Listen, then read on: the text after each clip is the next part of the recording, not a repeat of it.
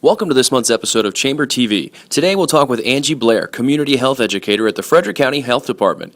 Angie will address the Healthy Business Forum and improving wellness in the office. Also on our show, Cynthia Miller, President of Miller.Omni.Media. She'll discuss how to improve your business's image.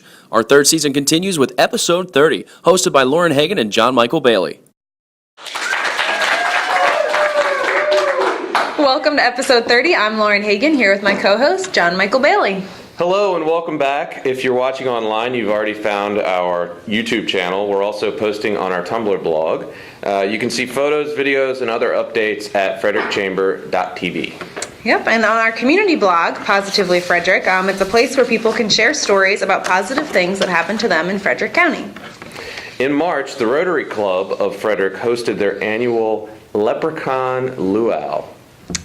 I was there. Did you not go? No, I didn't go. Sorry, I missed that. You missed out. This event was sold out with over 850 attendees, and the event raised $36,400. This year, the proceeds went to their signature project of the year, Rotary Smiles. This project will address the need for proper dental care in Frederick County. And usually we'd tell you to go to our Positively Frederick blog to check out the full story, but it's under construction. So if you'd like to read the full story, you can do so shortly, and we'll post the link on the Chamber TV blog when it's ready. All right, on to our Frederick Factoids. This is where we get to say hard words that we don't know how to pronounce. It's time for our monthly Frederick Factoid for those of you who like to impress your friends at networking events with local trivia. Did you know that dinosaurs once roamed Frederick County, including Rick Adams?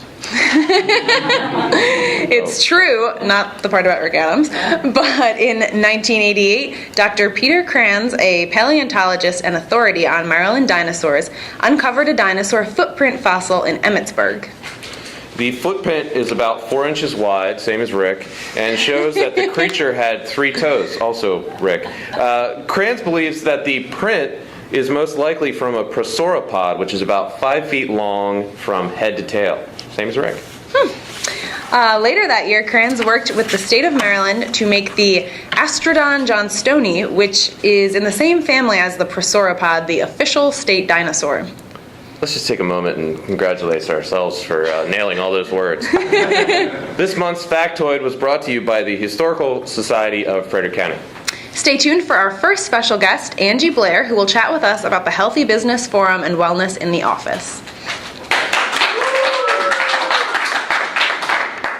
Thank you for tuning in to episode 30 of Chamber TV. Refreshments for our live studio audience were provided by the Replay Cafe at Frederick Indoor Sports Center.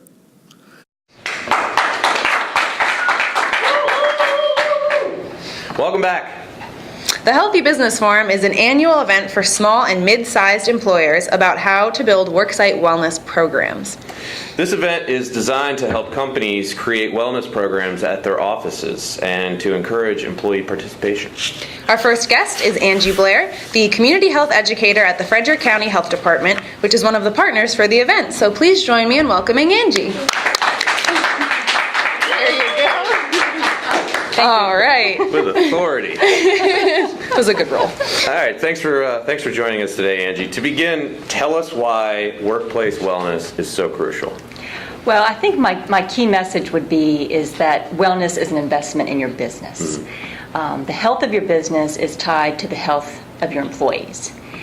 Two of the largest drivers, cost drivers for employers, are increases in health insurance. Right. And losses in productivity associated with the treatment of health-related conditions. And we know that those health conditions are largely chronic diseases, such as heart disease, diabetes, and stroke. And chronic diseases are the largest, they're the most common, costly, but preventable health problems in the United States. So we as a country really need to change the way that we live and work. Mm-hmm. And we can do that by thinking more upstream, focusing on prevention. And so an effective way to do that is to look at the policies and the environments in the settings in which we live and work so that the healthy choice becomes the easy choice. I like that. I like that too. So sometimes I think businesses struggle with implementing new policies and things because they think, how hard will this be? How challenging will this be? What do you think some of the common misconceptions about challenges to building a workplace wellness program are? I think two misconceptions could be that worksite wellness programs are superficial and or that they require a lot of money. But what we know are that wellness programs actually offer a lot of benefits to employers because they have the potential to reduce absenteeism, reduce health insurance costs, increase productivity, increase employee morale and retention. And there are actually a number of strategies that can be implemented which cost little to no money, such as establishing a healthy vending machine policy, allowing your employees to take short physical activity breaks during the workday, or bringing a tobacco cessation class to the worksite. Oh, that's really great. I like the vending machine one. That's like such a simple fix. Don't get a Snickers bar. Get, Or just balance the choices. A lot of folks, sometimes folks don't go to the vending machine because there aren't any healthy choices in there. Right. So. We have a boxing ring in our office. Do you know? What will attendees at the Healthy Business Forum learn and be able to, take back to their workplace? Well, we are going to have a keynote speaker who's going to talk about the key action steps that employers should take to build an effective wellness program. They will have the opportunity to take a brief worksite assessment. We're going to have small group discussion so that attendees can talk about what works, what doesn't work, their challenges, resources, network. And then they're also going to have the opportunity to pose questions to our expert panelists.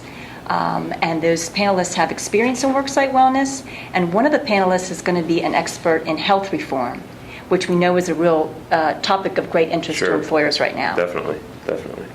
And where do you recommend we find out more information about how to create a culture of wellness in the office?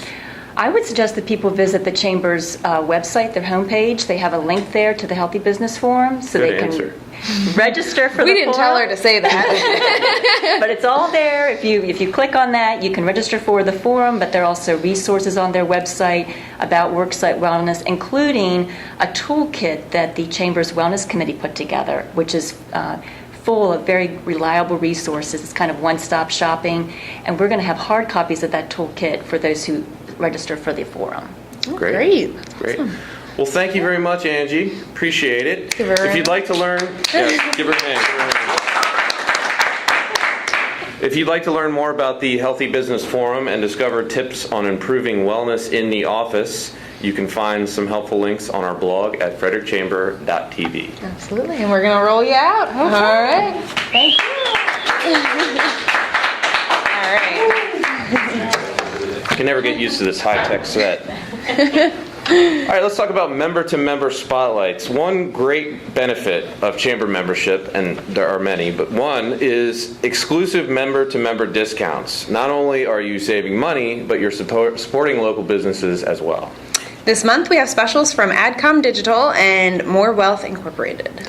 Adcom Digital is offering the iPhone 4S 64 gig for only $99.99 with an upgrade or new activation 2-year agreement. More Wealth is offering 50% off development of retirement income strategy, which is valued at $500. You can find these discounts and many more on our website. That's frederickchamber.org, and click on the red button that says member-to-member coupons. You cannot miss it. We'll be right back with our next special guest, Cynthia Miller of Miller.Omni.Media. Are you interested in supporting Chamber TV? Each month an episode sponsor will be recognized during this commercial break. To learn more about promoting your company on Chamber TV, call 301-662-0745.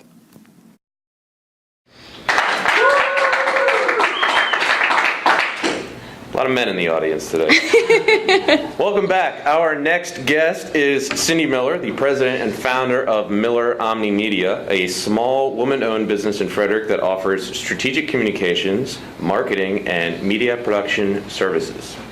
Since May is Business Image Improvement Month, and as a former Disney exec turned small business owner, Cindy is here to discuss how small and medium-sized companies can adapt large-scale techniques to improve their image. So please join me in welcoming Cindy.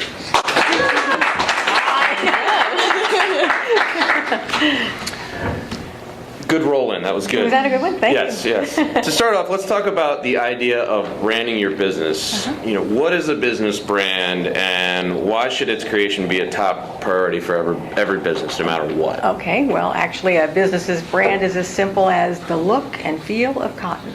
It's the fabric of our lives. Yeah. No, but actually, branding is all about the image that a company is projecting, not only to its customers, but to the people who work for it, because Correct. the best marketers for any company are the employees. Yes. So in essence, the look obviously has everything to do with the website, which is the storefront of every company, to all of the print collateral, to the appearance of the employees, and the product. Then the feel of the brand is what we like to call brand essence. So it's actually how a patron, how a customer, how an employee is going to feel when they are at that establishment and afterwards. And that's all important because people like to tell stories about how they felt after experiencing something, and so I think a lot of companies overlook that one aspect. Definitely. Notice she didn't say logo, or you did, but maybe only once. So much more to it than that. There is, definitely. yes. And how can smaller businesses that may be on a tighter budget make sure that their brand is carried out and remains consistent? Well, actually, that effort is going to take place from the leadership. Those types of things always come from the top. So the leaders simply must know what their elevator speech is, what their Right. product is all about, Right. and what their differentiator is. So what makes them unique in the marketplace.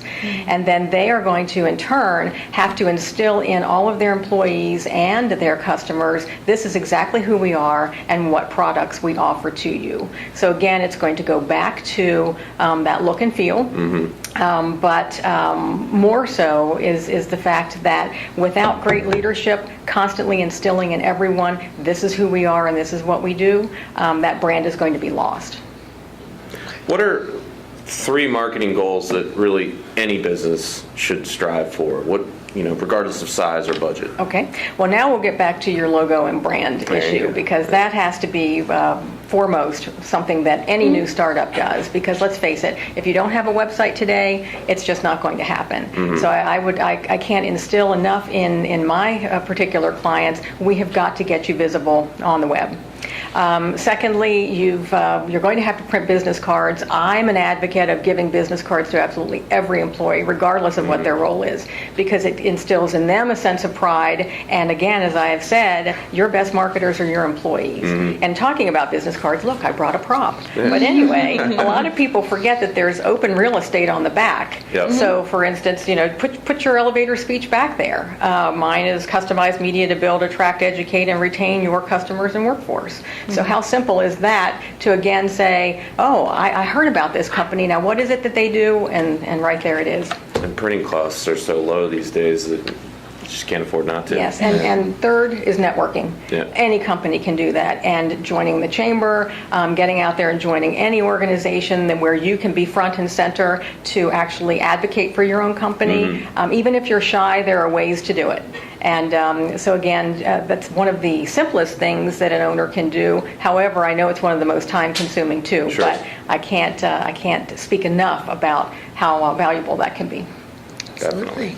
In addition to your marketing goals, are there any critical strategies that you think a marketing plan needs to really succeed? Well, actually, one main strategy, and that it has to enhance and sometimes lead the overall business plan.